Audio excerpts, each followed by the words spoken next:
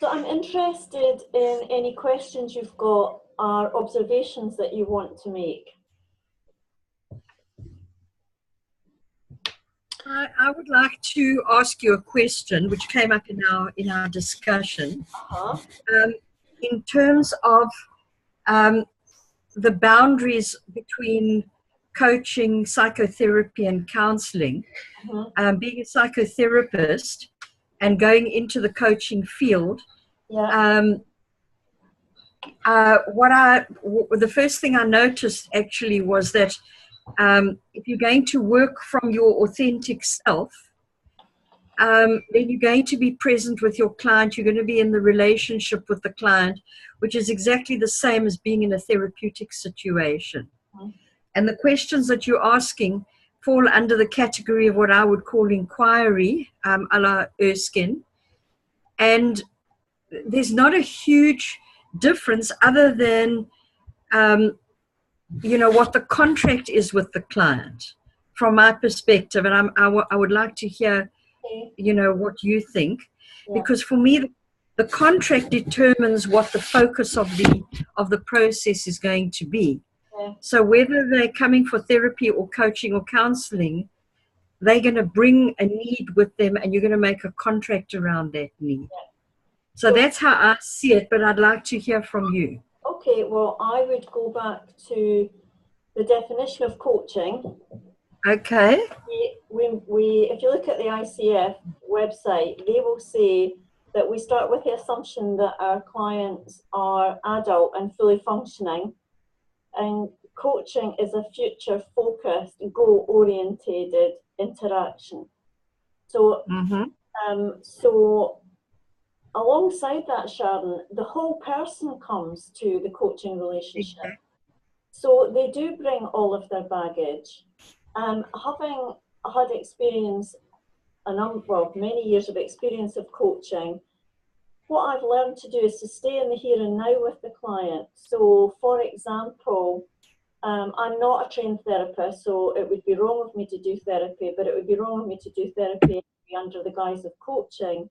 So staying in the here and now is helping for me. It's for helping the person to recognize old thinking, feeling, and doing patterns that are actually getting in the way.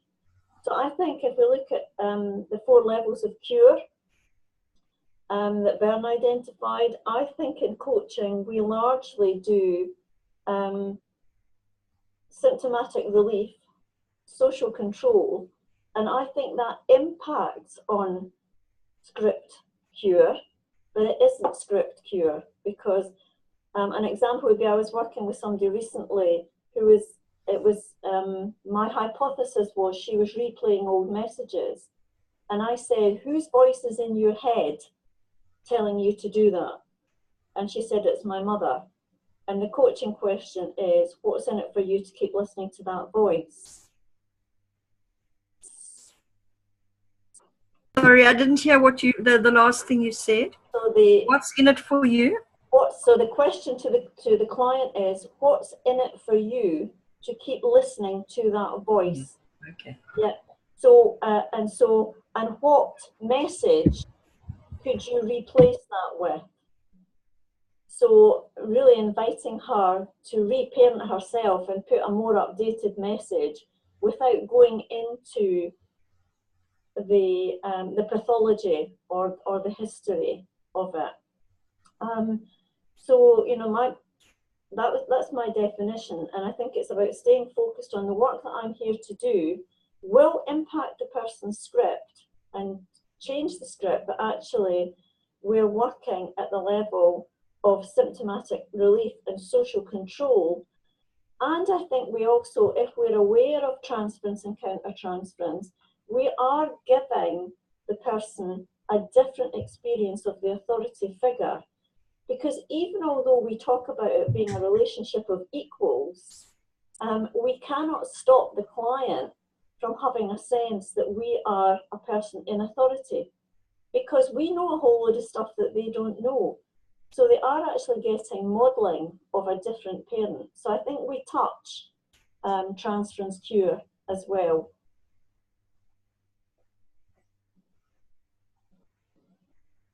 Thank you very much. Pleasure. Other questions or observations? Sandra, I had a question about the experience of the research participants with regards to supervision.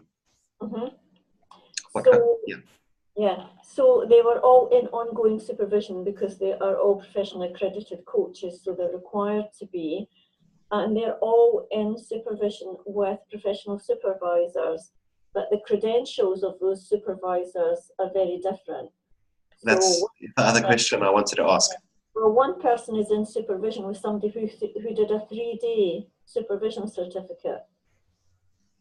So, you know, what we're experiencing, I think, in the supervision field now is what we experienced in the coaching field. Yeah. Is you can pick up a credential very easily. What was the reason that I gave them recordings and transcripts from each of the sessions was that they had some, if they chose to, they had something tangible to reflect on outside of the research interview. And they could perhaps have more deep and meaningful stuff to take to supervision. Because my experience of supervision is that quite often coaches will come and say, I don't have anything for supervision today. And my suggestion is that's a topic for supervision. Yeah. The fact that you're here today with nothing for supervision is a topic for supervision. Sure. Because my hunch is there's something going on under the surface. What the research participants told me in the final interview, which was where we captured the learning outcomes, was that they had richer material to work on in supervision, and that some of them, the external coaches who have a choice of supervisor, internal coaches tend not to, that some of them had actually changed their supervisor because they actually recognised they needed somebody that actually worked at a deeper level with them. I think there's also something for me about the credentialing process. And my recommendations to the ICF is that for advanced coaching credentials, there should at least be a recording with a reflective piece where the coach identifies the things that they noticed after the session that they could have done differently. Or there should be an oral exam where the assessors can get into dialogue with the coach about what's happening in the process. So I think this sending a couple of coaching recordings and that's it. I think that's great because we've all got to start somewhere. You know, I just think that, you know, we're very privileged in the work we do, and we touch the lives of people, and we touch the lives of those round about them, both in a personal and professional context. And that's a fairly powerful position to be in. So the more we understand ourselves and have sorted out our own stuff, the more able we are to be clean in our process. My other question was around the difference between metaphor and metaphoric landscape. Yeah, so with the metaphoric landscape, they're actually creating a 3D image of the relationship. So the metaphor was purely and simply asking questions relating to the metaphor. The metaphoric landscape is created using symbols. So they actually do in TA terms an imago. So who am I close to, who am I distant from? What's this symbol? What's the information in this symbol that could actually help me understand me better, how I'm perceiving others and how I'm actually interacting in this relationship? And so what they're able to do then, as they reflect, is move the symbols around and actually start to get deeper reflective meaning from it. It's very well established in psychosocial research methodology. Is that a kind of constellation? Yeah, it's that you're creating. It's similar to constellations, yeah. Similar to that.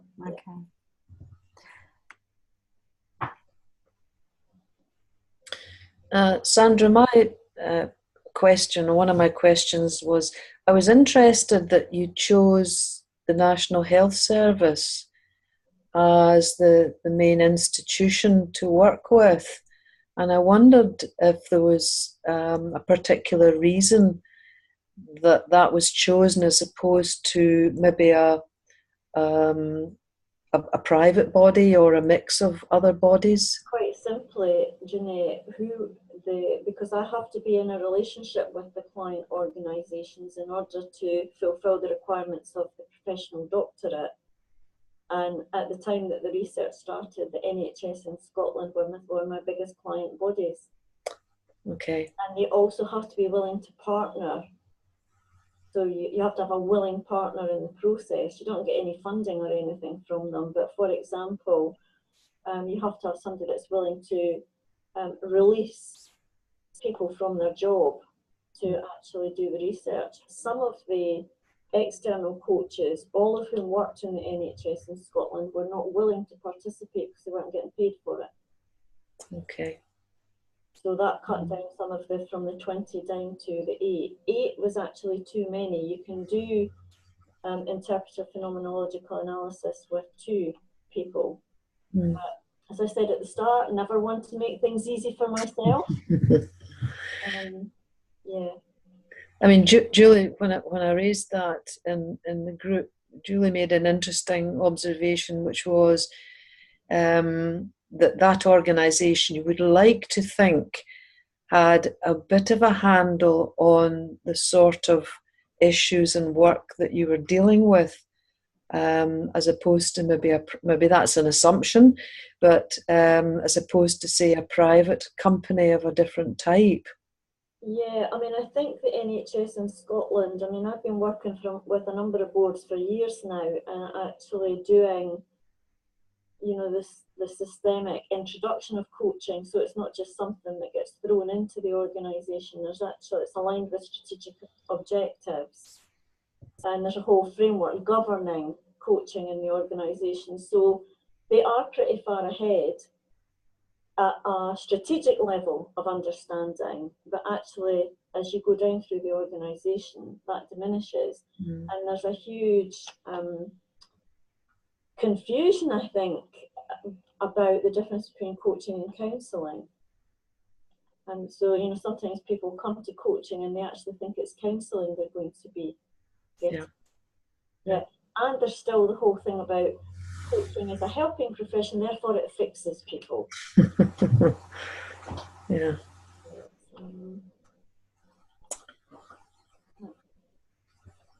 So we've got 10 minutes to go. How do you want to use that 10 minutes? I'm interested in any observations you've got and any further questions. Unless the question is, are you going to do any more research? No. I've got a question. Write a book based on. My question is, like, were you surprised to find the results that came up at the end of your research? I was surprised but not shocked. Okay. Because I think, I mean, I just fundamentally believe in the power of the unconscious mind. And from my experience, I mean, I've been coaching for more than 20 years and I've been involved in TA for more than 20 years. And I'm constantly surprised at the not knowing. What did really surprise me was in the first stage of the interviews, when people were able to quote psychological theory, but actually were saying, but because I'm aware of that, that doesn't happen in my coaching practice. And this is where I come back to, there's a load of authors out there writing books about how to use psychological models in coaching from an implicit assumption that the coach has already done the work on themselves. And I don't think that's the case. I think people pick up bits of psychological theory and start tampering with it in their professional practice. And mostly it's probably okay in terms of them doing no harm, but I'm not convinced. And I think if anybody's going to use psychological models, then they need to have used it on themselves. So they need to have surfaced as much as they can of their own unconscious if they're going to use those models with other people.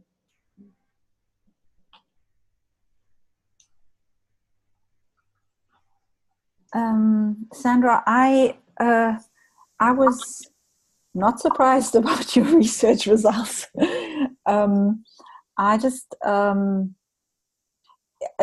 it confirmed what I have experienced in terms of being either the coachee or having met other coaches, and it a little bit gave me a good feeling, I have to say, because I think my training background has been a bit muddled. Because the diploma I did was a diploma in counseling and communication with a coaching specialization, which in essence meant that I did a lot of counseling training, and the last few modules were supposed to be a coaching training, which left me qualified but not which left me certified but not qualified. That was my feeling. And then I went out to search for more qualified coaching training. However, in my practice, which is still fairly small, I've noticed that the counseling background has helped me. Also, what has helped me greatly is that throughout my adult life, I've thought a lot of therapy, coaching myself. So I find that there is a different awareness, maybe, and I find often exactly what you found in your research, that meaning someone is a coach doesn't mean they have done the work on themselves. Not at all. And that is something that always kind of made me worry. It makes me worry too. I think there are many parallels to be drawn between therapy, counselling, and coaching, and I absolutely have no issue with people moving between those fields. My issue is, if you're going to move between the fields, get a proper credential so that you know you're working ethically. And I had this argument with one of my TA colleagues recently who said, I don't need a coaching credential. And I said, I disagree, because the context in which we're working is very different. And the way that we work using a specific set of competencies is very different. And I think coaching could learn a lot from the psychotherapy field in terms of the professionalization. That anybody can stick a plaque up on their door and say, I'm a coach. And actually, we are still touching people's lives. And if we're touching people's lives, then we need to be doing that in as clean a way as possible. And for me, that means I need to know what my stuff is. And people can go and get coach training and still not do any psychological awareness stuff, because there are loads of coaching there are whole fields of coaching where it's not essential. And I still think, for me, there's something about the coach. It doesn't matter if they don't use the psychological models. There's something, for me, there's a comfort about knowing that they understand them and they've had a look at themselves. I have very views on that stuff. Yeah, I agree with that. And that's probably a whole big discussion that we could get into about credentials and when are they valuable and useful and when are they not? And it's something that I repeatedly reflect on myself again and keep thinking about, do I need a specific other coaching credential or not? And I see that so many people have credentials but don't actually do the work. So something that I sometimes find that the people that I've worked with that I've benefited from the most are the people who've really done their own work. And that is exactly what I'm trying to do as well. Whether I get a piece of paper or a plaque or whatever for it or not, it's for doing it. And I think it counts. Yeah, I mean, I don't disagree with you, and I do. I would like to see coaching become more of a recognised profession. Yes. And I would like to change the whole credentialing process as well, so that we can actually, you know, people don't just get a bit of paper because they've submitted a coaching recording which ticks a few boxes. I mean, what I'd like to see is that people get a credential because they've had an oral exam where they've actually been invited to reflect, notice the things that they haven't done well, notice when their stuff was getting in the way. So essentially what I'm saying is the coaching exam should be like the CTA exam. You know, where you get in a room with people and you talk about your work.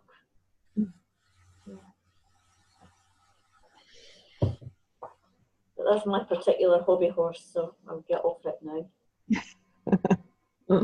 Well, thank you very much for all your sharing anyway. It's definitely, lots of food for thought. Thank you.